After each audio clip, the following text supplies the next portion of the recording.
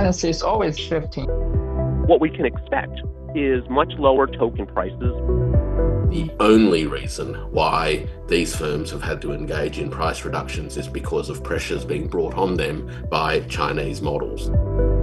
If US bans its people from using Chinese programs, the rest of 96% of the global population can keep on accessing to China's programs. That's kind of lost to the US market. China's broad strategic approach and the work being done by China's ecosystem and enterprises puts it in a position to actually be the global leader. The hopeful path forward is that this will lead to some sort of catharsis where a new relationship between China and the US can be created. OpenAI is cutting prices. So are Google and Anthropic. What happened? Washington wants to restrict Chinese AI, but can the U.S. stop China's rise? Welcome to the Chat Lounge. I'm Tian. Joining me to unpack the next chapter in the global artificial intelligence battle, Dr. Warwick Powell, Adjunct Professor, Queensland University of Technology, Australia. Chen Jiahe, the Chief Investment Officer of the Beijing-based Novem Arcae Technologies, and Professor Andy Mok of Beijing Foreign Studies University, who's also the author of the new book, The Innovation Machine, How China Creates and Adopts Technology Through Governance. It's a great pleasure to have you all back on the show, gentlemen. So let's first take a look at the AI model price war. Price cuts by AI model providers are nothing new, but it's pretty unusual to see the industry's three biggest players, OpenAI, Google, and Anthropic, all slashing prices at around the same time, isn't it? Then what's behind this wave of cuts? Andy, shall we begin with you? Sure. Well, thanks for having me on, Yoon. Well, you made a comment that maybe I don't completely agree with in that these kind of price cuts are natural or expected. And I think if we look at the history of American technology, actually the exact opposite is true, unless there are some intervening forces. So I think what's happening here is artificial intelligence, large language models really are following a pattern in the U.S. where the dominant players seek to extract what we can call economic rents, meaning by operating a monopoly or an oligopoly, they can really benefit at the expense of ultimately consumers. So what is the intervening factor here, which we're talking about today, is that the Chinese large language model providers, because largely they're open source and they have a structural advantage in the long run that I think is going to make it difficult for American players to compete, and that is the ability to generate massive amounts of electric power at very, very competitive cost. So to briefly sum up, Yoon, I think that what we can expect is much lower token prices, which is vital if the world really is going to integrate AI into as many applications as possible. And that this is completely contrary to the American philosophy and the strategy, despite the overt rhetoric of free markets and competition is best. In fact, I think the reality in technology in the U.S. is that competition is bad, and the main thing you want to do is establish a monopoly or an oligopoly. Indeed, we'll explore further on how might this affect maybe Silicon Valley itself later on. But to Warwick, like Andy just mentioned, it's largely a response probably to growing competitive pressure from Chinese models like DeepSeek or Kimi. And from maybe a third country's perspective, how significant is that pressure according to your observation? It's hugely significant. As Andy mentioned, the American technology business model is actually premised on the idea of securing monopoly or near monopoly positions so as to extract sustained monopoly rents. Let's not forget that Peter Thiel, one of the American technology oligarchs, had a famous maxim, and that is that competition is for losers. He argued that true economic value and long-term success comes from building and creating monopolies. The argument is this idea that entrepreneurs come up with something entirely unique, they can fend off rivals and ultimately secure a dominant position in a zero-sum marketplace. This has been the model that was pursued by major businesses like Uber, for example, with continual calls on equity finance to keep the operation going for over 12 years before first operating profits materialize so as to kill off other competitors. The funding model is premised on the idea that the entrepreneur, and more to the point, the business and the technology that is being developed can secure the monopoly position either by way of regulatory support or by killing off competitors by creating significant barriers to entry. There is nothing in the American business model for technology that is actually geared towards cost reductions one bit. The only reason why these firms have had to engage in price reductions is because of pressures being brought on them by Chinese models and Chinese firms. We've seen that Chinese models have now become the preferred models for many American entrepreneurs and developers because they are cheaper to run and there are fewer strings attached. So, we do have a paradox in this AI space. The American business model, the American AI proprietary business model, premised as it was on creating big moats, high barriers to entry, and increasingly demands for regulated support and protection, is, in my view, dead in the water. The emergence of DeepSeek 18 months ago and the release of subsequent open source models by other Chinese companies has in effect killed the foundational premises of the American AI business model. Right. For years, the prevailing narrative was actually Chinese AI companies were trying to catch up with the States. But now it seems US AI models are trying to maybe respond to that competition. So, Jiahe, has the balance begun to shift? I think the balance is always shifting. China has been a very important economic force ever since it started the economic reform almost half a century ago.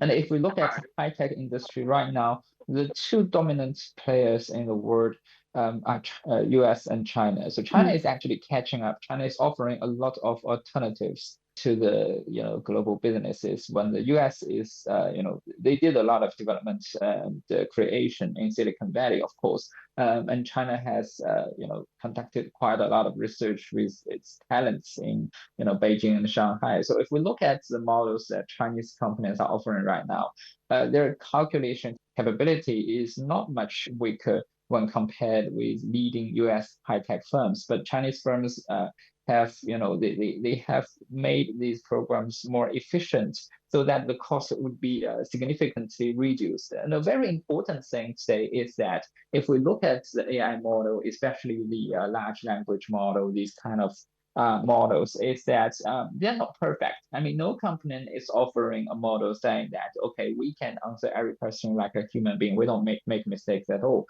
No company can actually do this. Neither Chinese companies or American companies, none of them can do this. They did a lot of ratings for these programs saying, okay, we're reaching this score of 800 score, 850 score. We are much better than the previous program. But none of these programs has been accurate enough to say, okay, we don't make much mistakes at all. You can totally trust us. They don't say this. What I mean is that because no program is actually perfect or near perfect, so the cost is a very important thing. I mean, if you give me a program saying that I'm 100% accurate, you don't have to worry about the answers. I don't make mistakes. Like when we go to banks and we transfer some money, the banks say, we don't make a mistake at all. You transfer 100 yuan to another person, it definitely goes to his account. So in this case, we don't care about the cost. We go to banks. We don't go to small depositing companies because you might make mistakes. But for AI programs, the situation is very different. I mean, no company is saying that we are accurate as a bank. No one can actually do this. So the cost is really important because no one is perfect.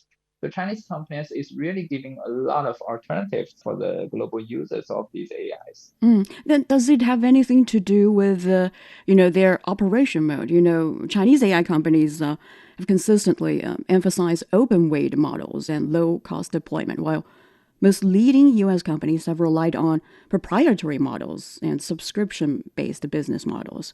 Does it have anything to do with that, Jiahe? Well, these are two different kinds of business strategies, and businesses choose different strategies, and it's not only Chinese firms are using always using this kind of open source strategy. U.S. firms is always saying you have to pay me. It's not always the case. It's only businesses are choosing the strategies that fit them the best. If you look at Google, it's a search company. It never charged the people for using its search engine.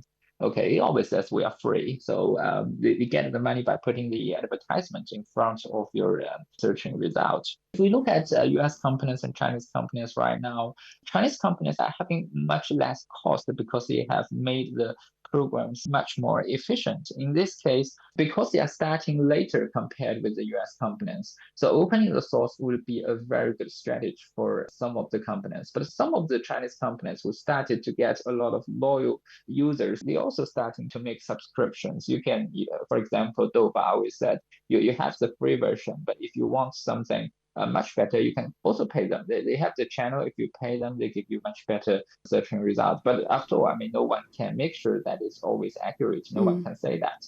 And if we look at United States, you also see some large language models who are made by smaller companies saying we are open source. So because they're open source, they can be better used and we can get wider client base. But large companies say, okay, you have to pay us. So if you look at the competition between the mobile phone system, the Android and Apple, it's also the same thing. Apple says we don't open our source, but Android always say, okay, we are completely open, everyone can join. So Android started from a smaller base, a lower ground, and with this strategy gradually catch up with Apple today. So these are different business strategies. Right. But no matter how those American AI model giants seem to have lowered their head and joined this price war, right? OpenAI is the latest company to cut prices. It has cut the price of its flagship frontier model, ChatGPT 5.6 Luna, by 80% on a per million token basis, while reducing the price of its mid-tier model, 5.6 Terra, by 20%. And the move comes just over a week after Google introduced its lower-cost Gemini 3.6 Flash and Gemini 3.5 Flashlight models. And Anthropic, meanwhile, took a different approach. Rather than cutting prices, it replaced its entry-level Opus 4.8 model with the more capable Claude 5 while keeping the price unchanged. Then, Warwick, to what extent do you think such price cuts can actually strengthen the competitive position of those U.S. companies? The challenge of the price wars is ultimately there's a cost floor.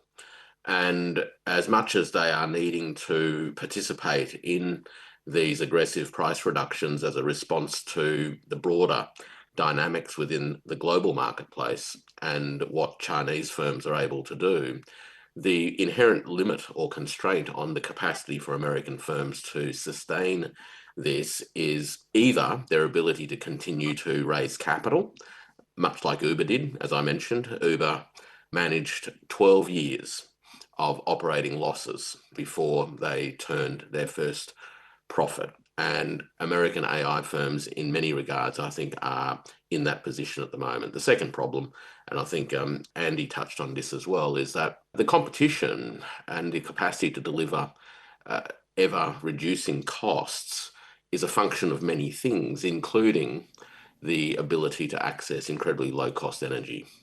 And American companies do not have that luxury.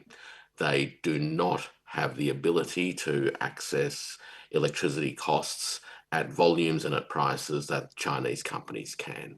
And in the foreseeable future, that is going to be one of the biggest operating constraints that the American companies will face. So whilst they will have no choice but to participate in these cost-cutting initiatives in the hopes of surviving what is becoming increasingly cutthroat, they will only be able to do this not because they can get operating expenses down, but because they are going to make up the difference by tapping the capital markets, existing and new investors. And that's going to create big problems because it will expand the equity commitments into these companies at a time when their future earnings potential, let alone their profit margin realization potential, diminishes. Right.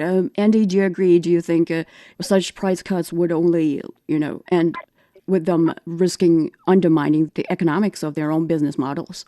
Well, I think it does. And I would even go a bit further than what Warwick said, in that, first of all, the fundamental nature of artificial intelligence or large language models is, as Jensen Huang, the CEO of Nvidia, said, basically they're token factories, right? So they're producing tokens, which are basically just a chunk of a word.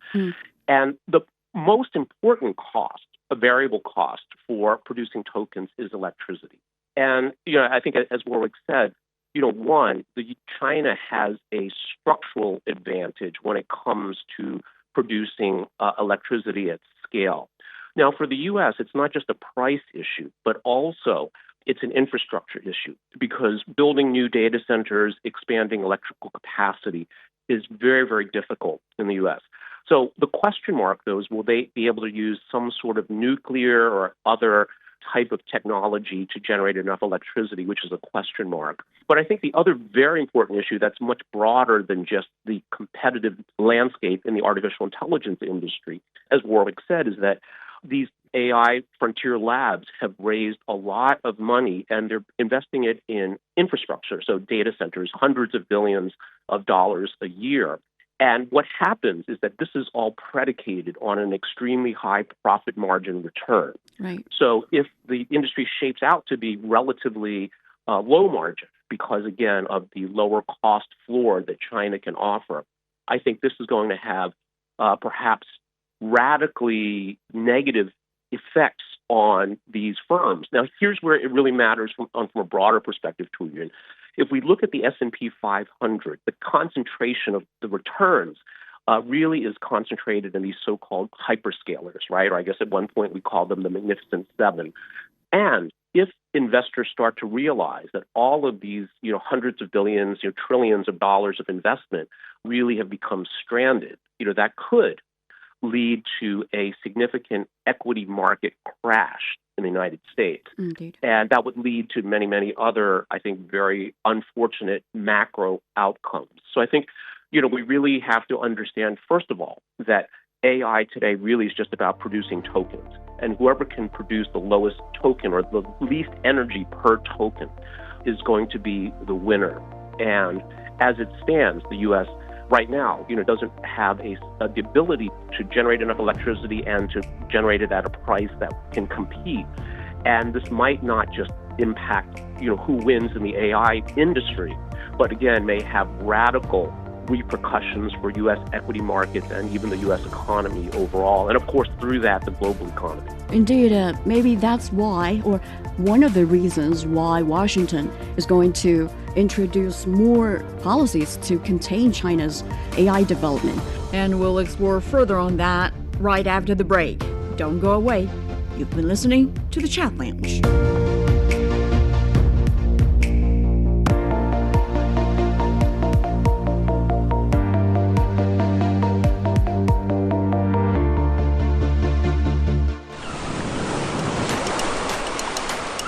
Do you have a story about China?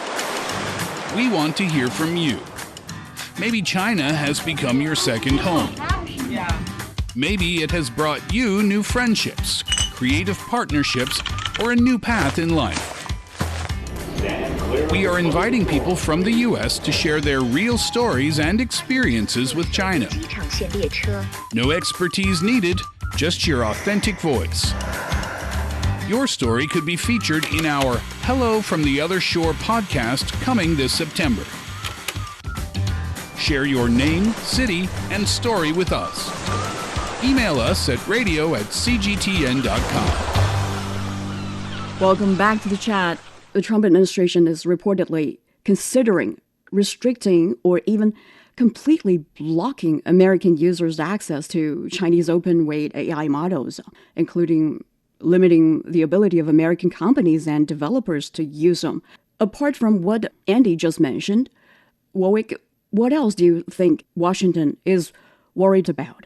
Well, this is what happens when an entire industry and an entire business model, and via the dominance of the 7 companies in terms of their market capitalization proportion of the American equities market, the significance of all of that basically means that the US government is now in a position where it must come to the aid of these companies, because if they cannot secure market positions that deliver them secure rents, in other words, above average profits, then they have no chance whatsoever of ever delivering on their promises to the investment marketplace. And if that's the case, and if the marketplace gains an understanding or a belief that, in fact, the chances of American AI delivering the goods, it's about as good as a snowball's chances of survival in hell, then there will be an exit from these stocks, and that will have cascading effects across the entire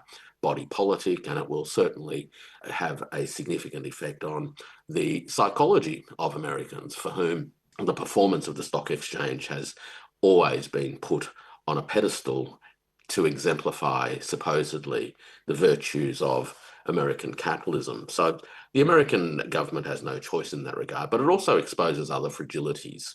The electricity system is clearly an area where the United States experiences significant constraints, both in terms of generating capacity, but also in terms of electricity transmission and distribution network infrastructure.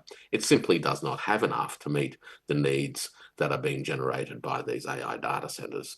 And as AI data centers compete against existing users of electricity, whether they're existing industrial users in other sectors or households, we are starting to see rising costs affecting the other sectors, which ultimately feeds into reduced competitiveness in other industry arenas. So there are cascading implications of an American AI sector that has made great promises, both financially and industrially, but ultimately, I think, speak to the fragilities and weaknesses of the American business model. And they are, in two respects, interrelated. Firstly, when people speak of America's depth and breadth in terms of its capital market as somehow being one of its strongest features, I would suggest that, in fact, like many things in life, it may be its strongest feature whilst at the same time being one of its most fragile and weakest features. The second thing is that it exemplifies the long-term degradation of American critical foundational infrastructure, namely the electricity networks. And I haven't even touched on the impact these data centers is having on the water systems in various parts of America. So you put these things together, and AI, rather than holding out promises of American dominance of the world, actually speaks to two critical weaknesses of the American political economy. So you do agree that it might threaten probably America's national security? Well, there are many dimensions to this, and but when the economic structure is weakened from the inside, then it ultimately feeds through into many aspects of American society, including so-called national security. I mean, it's easy to talk about national security and expand the scope of what questions of national security ultimately mean, but you can already see what the reaction is, and the reaction is to build higher walls. You'll recall in the Biden administration, the talk was always around small yards and high fences, right? Well, what we're starting to see is even higher fences, even bigger yards. And what the outcome of that is beginning to unfold, and that is an America that is shutting itself off from the rest of the world. And that ultimately may make certain parts of the American system feel safer, but at the same time, it will lead to the ossification of the American social and political and economic setup, ultimately to the detriment of the United States, broadly speaking, but more significantly, in my view, to the detriment of ordinary working families and working people and working communities who sit at the bottom of the feed chain. Right. And then even if Washington restricts or completely blocks access to Chinese open-weight AI models, Jiahe, do you think that would actually address those concerns Washington has raised, like national security, cybersecurity, or maybe prevent the influence of Chinese AI ecosystems? Well, I think Today in the global economy, there is an widely using of national security. So everything, if you want to do something, if we look at the global politics, is that when someone wants to do something like what the Trump administration has always been doing, they say, okay, it's according to national security. But what kind of national security that actually is? How much national security can be broken by just one software? Because today's world is much more peaceful when we compare today's global geopolitical situation. Compare this with 200 years ago, where you see wars every time. But today, in the world today, the percentage of population currently undergoing a war is one of the smallest in the human history if we compare with the history in the past 5,000 years. Why? Because we got nuclear weapon. The biggest national security only comes from the using or not using of nuclear weapon. Besides that, I mean, if you talk about a small Chinese program, a software, answers some of the questions, a large language model, you ask him, well, I want to book some restaurants today around me. Find me the best restaurants in within 3 kilometers range to my home. What kind of national security that actually is? So that's a really interesting thing that the Trump administration has been using too much, excuses made by the national securities, in my point of view, which actually does not cause too much or any damage at all to the U.S. economy. And on the other side is that if the U.S. government really bans all the access to the Chinese programs, and that's a fine thing, because you have to think about the world today. There are about 7 to 8 billion population living in the world.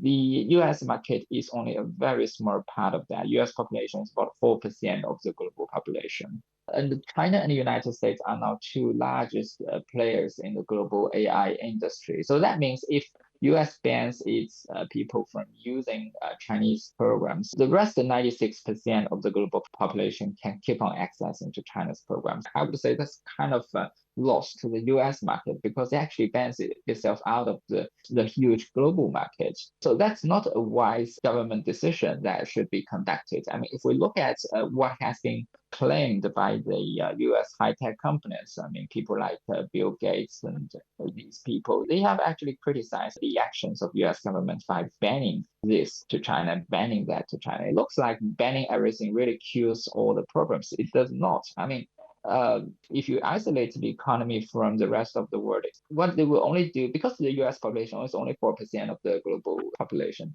the only result will be that the US economy is actually isolated from the world, which is not a good thing for the economy at all. Yeah, you all mentioned that could be loss for the U.S. itself if Washington does introduce much stricter restrictions over Chinese AI models. But Andy, can you go further and elaborate a little bit on maybe what other unintended consequences such measures could have, especially for the many American startups or smaller companies that are already using Chinese AI models? Well, so I think, first of all, we do have to acknowledge that artificial intelligence is inherently a dual-use technology, right, meaning that it can be used for civilian purposes, like Jiahe said, find me a restaurant within 3 kilometers. But that technology can also be used to say, find me all the enemy soldiers within 3 kilometers so I can go kill them, right? But that's exactly the same technology. So I think from that perspective, we do have to recognize that there are national security implications to the development of artificial intelligence. That being said, I think from the U.S. perspective, there are two very, very important challenges that are not necessarily related to artificial intelligence. Right. The first is that the strongest guarantor of national security is national unity and unity of purpose. And here, the U.S. structurally doesn't really have a mechanism to resolve these kinds of contradictions, right? So on the one hand, you have the proprietary large language models that want to be able to maintain their rent-seeking capabilities. And we could argue that that has benefits for American society, right? So you're maximizing your capital market valuations, shareholders gain. Shareholders have more money, they can spend more money to support the American economy, right? So we can make that argument. And on the other hand, open source is important because, as you're saying, it allows smaller companies to be more competitive because they don't have to pay these high rates. But you can't have both. So this is a contradiction. And the U.S., I think, has always, because of structural political reasons, struggle to resolve these kinds of contradictions. And I think that undermines national security. The second point I want to make, Yoon, is that I recently wrote a piece about how should we understand China. And I think the metaphor I use is that China is like a planet with 3 times the normal Earth gravity. And what this means is that you have to have much stronger bones. You need to have a stronger heart. You need stronger muscles to even move in China. Right. And this is what companies, AI companies, all kinds of companies, have to be able to survive in this high gravity environment. But what this means is when you go to a low gravity environment, other markets, it looks like you have superpowers, right? You can jump over a building. And what this means from the U.S. perspective is, let's put aside whether they're right or wrong about what they want to do vis-a-vis China for national security. But the tools they're using, putting up a tariff wall, these sanctions, putting companies on the entity list, really are designed for companies that can only function in a normal gravity world. And we see, look at trade exports from China last year, despite, again, some of these moves by the U.S. All it did was redirect where Chinese companies land. It did not affect at all their ability to jump, run in this world. So I think when we look at these two together, I think these are, in a way, the real core national security challenges facing the United States. One, being able to resolve these kinds of contradictions. And second, I think really it may be a deeper understanding of what Chinese companies are really capable of. And my optimistic take is that when they realize that, they're going to say, look, we can benefit so much from working with China versus, this futile effort to try to slow down or stop China. I think that's a very noble angle to see this. And while Washington is trying hard to contain China's AI models, some tech companies in Silicon Valley, actually, I think they already acknowledged what you all just mentioned, right? We've seen more than 60 technology companies like Nvidia, Microsoft, SpaceX, and Hugging Face have formed the Open Secure AI Alliance, arguing OpenAI ecosystems are essential for innovation and security. Interestingly, open weight models are also the dominant approach adopted by leading Chinese AI companies. And as we speak, most members of the alliance are cybersecurity companies, IT companies, and AI infrastructure providers. There are also a couple of AI model developers, including News Research and Francis Mistral. Then, Warwick, what does that kind of mix of members tell us?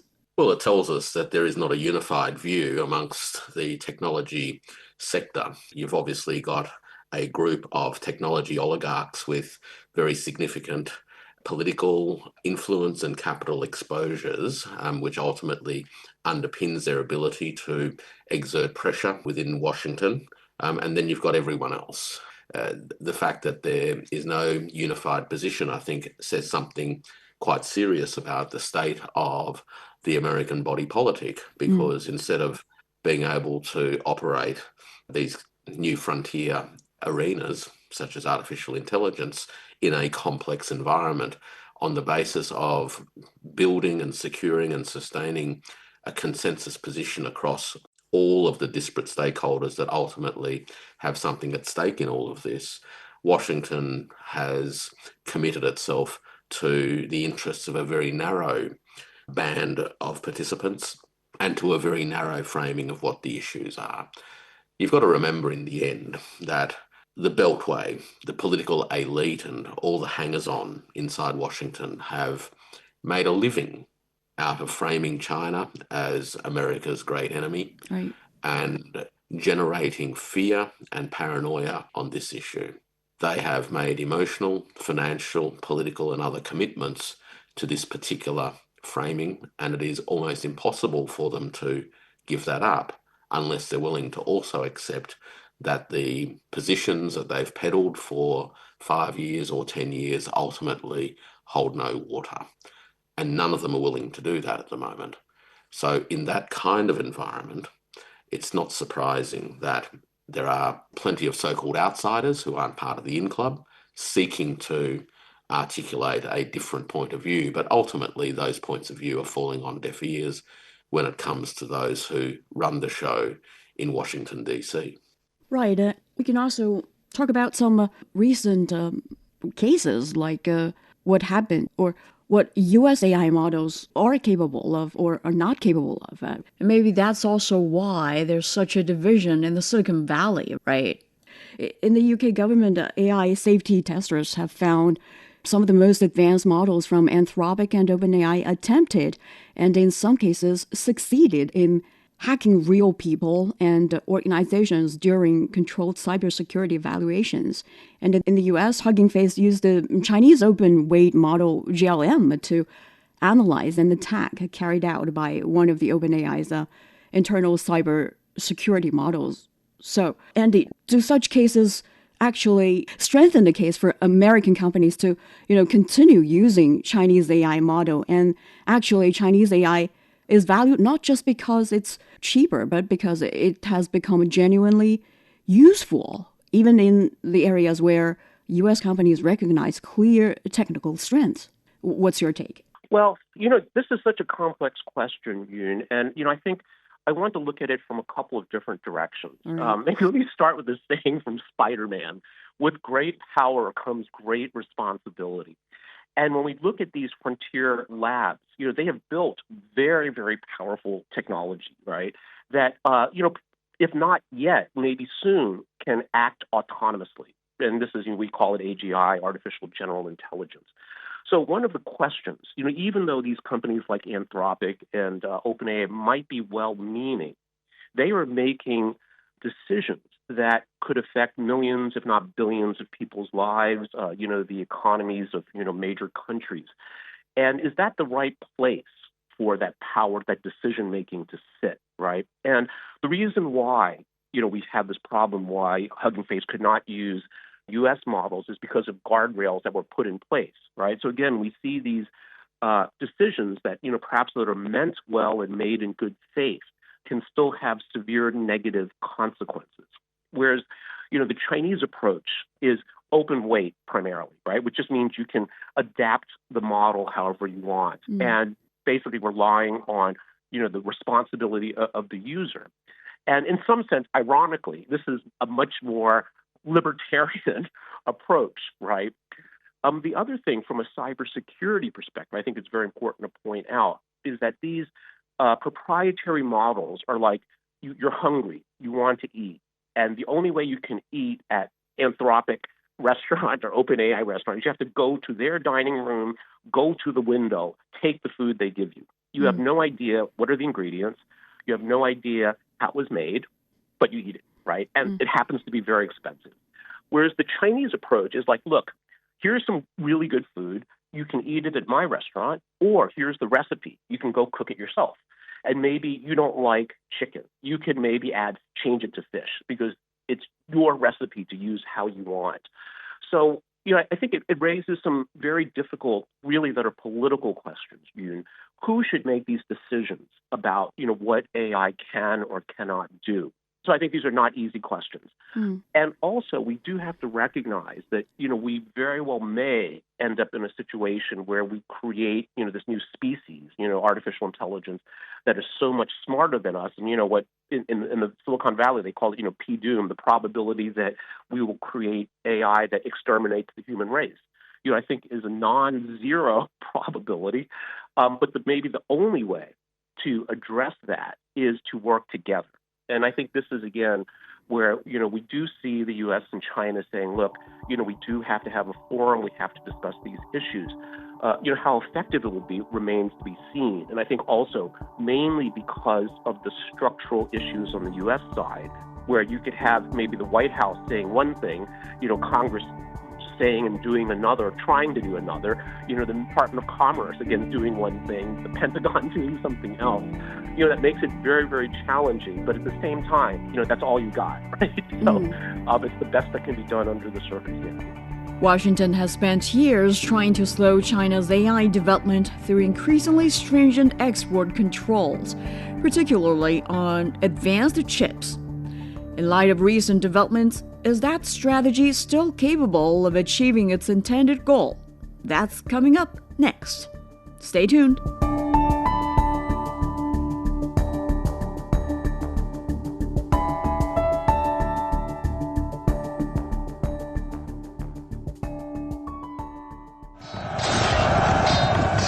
best military commander is not he who fights 100 battles and wins every one of them. The best military strategy does not lead to the desiccation of the enemy's capital city. Decoding the Art of War will help you understand why there's no art in war and how Sun Tzu stayed undefeatable using the science of war with fun stories and insightful breakdown of famous battles. Find Decoding the Art of War wherever you listen. Welcome back to the Chat Lounge. Big names like Nvidia or SpaceX have already made their decision, right? Or they showed no hesitation for, open weight AI. Such kind of a choice or inclination, if you will, how would it affect government policy maybe in shaping the outcome of a US-China AI competition then? Jiahe? My personal viewing is that when AI is developing at this very moment with this such a high speed, I don't really think government should intervene at this very early stage, like what we have seen. It's a rapid developing technology. Currently, the whole industrial system is still under construction. So I think free market will finally find out what is the best to do.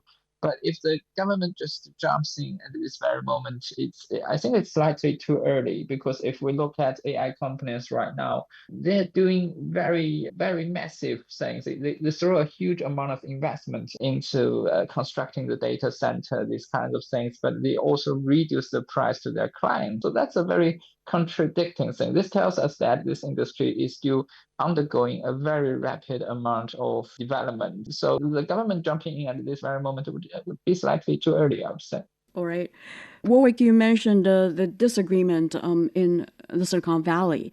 Then do you expect companies that openly disagree with Washington's approach may face political or regulatory retaliation in this regard? No, I don't. And in large part because there's actually minimal incentive to punish these sorts of players. I mean, the main game at the moment is to prop up market valuations and to sustain whatever moats are capable of being sustained, so that market caps and signature enterprises remain viable between now and the midterm elections to start with, and thereafter the consideration cycle and the calculus will then start again.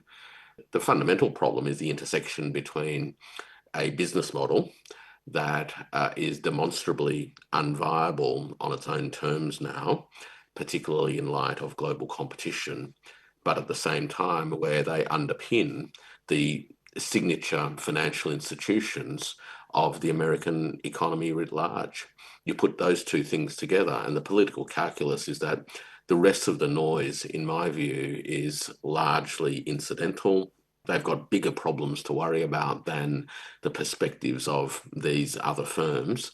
And whatever these other firms say at the moment pales into insignificance if they can't prop up the market valuations and public sentiment in relation to these companies and their future revenue potential. Then with such a situation, is that those companies might not face any probably retaliation from Washington? Would that encourage those companies, to choose probably, Chinese AI models more? And ultimately, they will if they can. Right. Well, I tell you, they will if they can. Right. And but that's the double-edged sword for Washington now, is that they really, from a business model point of view, they're really trapped in a position where they need to create more protections for the dominant American firms and keep the competition out. And that has its own adverse effects in terms of keeping costs up, ultimately limiting the competitive environment and disadvantaging the downstream users and developers that rely upon cost-effective token generations, right? So that's your double-edged sword. The more they protect these uncompetitive incumbents and try to cotton wool the business models that have now been undermined by global competition, the more they're going to keep costs up for everyone else. And that's ultimately to the detriment of other American industries and other American businesses and the people who work and depend upon them. That's in reality what's going to happen. But when some political issues or factors are getting in the way, things could change, right? Andy mentioned ideally there could be collaboration between the U.S. and Chinese tech world, but in reality, I bet Washington wouldn't change its course in this regard, right? For the past several years, actually, Washington has relied heavily on export controls, particularly on advanced AI chips, to slow China's AI development. Then, given everything we've discussed, can the United States still slow China's AI rise is the question. Andy? Well, I think the short answer is no. And let me share like a story with you. So a couple weeks ago, I had the opportunity to chat with a very senior former U.S. State Department official. And this person said the biggest challenge in China-U.S. relations is whether or not the U.S. can metabolize the idea that it no longer is the hegemonic unipolar country. Right. And the positive take on this is that, there can be a catharsis. And, the U.S., as we've seen, over at least 100 years, the ability to reinvent itself or reimagine itself and its role in the world. So, again, I come back to this idea that the reality is that there's much more to be gained, not just with regular trade, but with technology cooperation and artificial intelligence, life sciences, I think even space, that working in partnership, true partnership, right, that actually there's much more to be gained. And I think, the U.S., Americans ultimately are practical and pragmatic. But at the same time, and again, this is, I think, structurally the challenge is that, but also have this exactly conflicting, ideological rigidity as well. So, I think the hopeful path forward is that this will lead to some sort of catharsis where a new relationship between China and the U.S. can be created. But obviously, if that doesn't happen, I think, as we've seen in the past few years, these measures that the U.S. takes against China, almost all have just backfired and, achieved the exact opposite of what the U.S. intended. Or maybe Washington can change its strategy to compete with China, from trying to contain China's AI industry to finding some other effective ways to compete with it. Well, right. But let's be careful here because the strategy of competing just means that the ontological frame, right? So the understanding of reality, China and the U.S. are competitors. And therefore, the U.S. just needs a better strategy so it can beat China. I don't think really meshes with reality and only is going to become increasingly disconnected from reality. Look at every major statistic, GDP, look at the, STEM talent, look at patents, look at citations in peer-reviewed journals. And if we switch to the military, look at the comparable size of the navies, right? There really is no objective way, I think, if the U.S. wants a better strategy to compete with China. But it really needs, again, the word I would use is catharsis. It really needs to have a completely new worldview of how it should relate to China. Right. And not to say that there might not be individual areas of competition, in particular product categories or particular industries. But the nature of the relationship, I think, has to be reimagined from an adversarial competitive frame to a truly more cooperative partnership-based frame. Right. This is from a macro perspective, I think. And last question to you all, maybe from some micro perspective. In a recent interview, Elon Musk said there is a good chance that China will become the world leader in AI, not a leader, but the leader. So do you agree with that assessment? And what will ultimately determine whether China or the U.S. emerges as the global leader in AI? I think any of you mentioned electricity is a very important factor. What else? Maybe we start from Warwick? Yeah, sure. Cost, obviously, and we're talking about the full stack. Secondly, it's about persisting and the persistence of innovation, pushing the frontiers in terms of performance and applications. So it's about adoption. So cost, adoption, and thirdly and lastly, accessibility. And that's underpinned by openness. It's underpinned by recognition that countries and enterprises and organizations actually value their own data sovereignty and digital sovereignty. And that those three elements combined positions China's own approach, I think, to be arguably the preeminent approach from the point of view of the world writ large. It is more attractive because it is cheaper and more accessible. It is more attractive because it is practical. It is deployed in a wide and growing number of use cases that can be mobilized and harnessed by many around the world. And thirdly, it is accessible. It doesn't have big moats, it can be deployed locally, and it respects data and digital sovereignty. For all of those reasons, I think China's broad strategic approach and the work being done by China's ecosystem and enterprises puts it in a position to actually be the global leader. But it's a global leader with a very particular flavour. It's a global leader not because it wants to stand out amongst the pack dictating terms to everyone else and garnering economic rents, which is where the Americans want to be, but it will be a global leader because it contributes to China's unfolding role as a great enabling power. Thanks. And Jiahe, please. Well, I think when we say whether China is the leader and the United States is following, or US is leading China, I think it's a very difficult thing to say. I mean, I don't really think that we can judge the development of China's AI industry and US AI industry as which one is leading the other in the future. It's a really difficult thing to do because you have so many dimensions for judging whether an industry is successful. For example, the Silicon Valley is still having the world's strongest researching power for developing new things. I mean, they started this run of AI boom.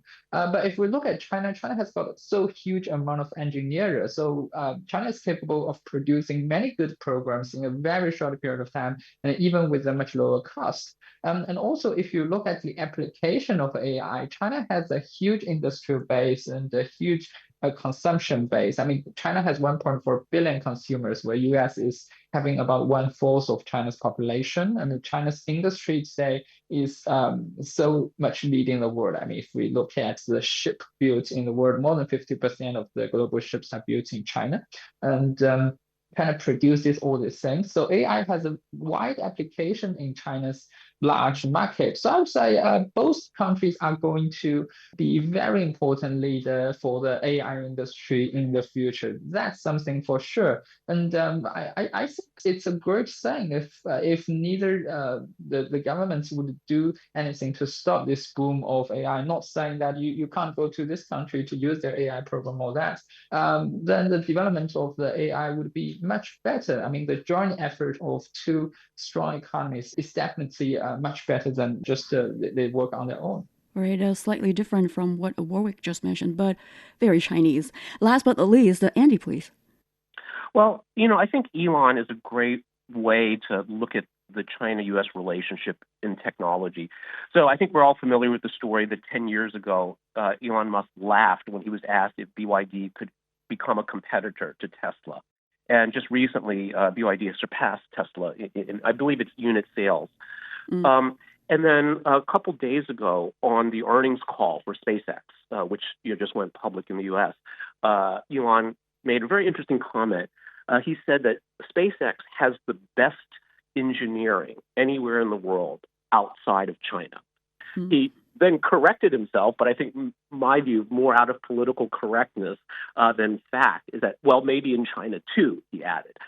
So, I think, again, this shows, as Jiahe said, how quickly China has developed, and that especially in artificial intelligence, and it's not just the algorithms, the large language models, but when we look at the hardware stack as well.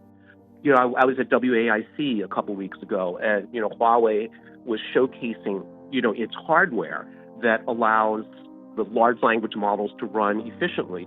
And again, reimagining what it takes to be efficient. It's not having the best chips, but it's having the best system, again, that can produce the most tokens at the lowest possible cost. So, again, I'm optimistic about the outcome of China's AI development.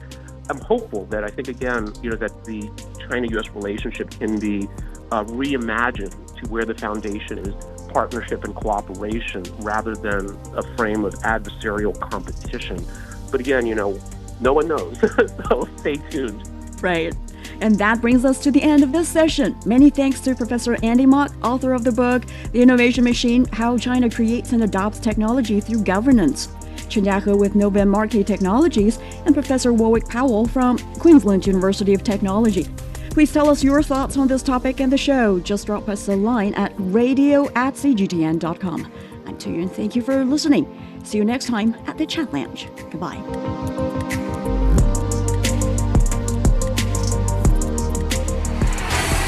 Sideline Story brings you all things sports related. The hottest topics, latest events, juiciest stories, all with a very personal take.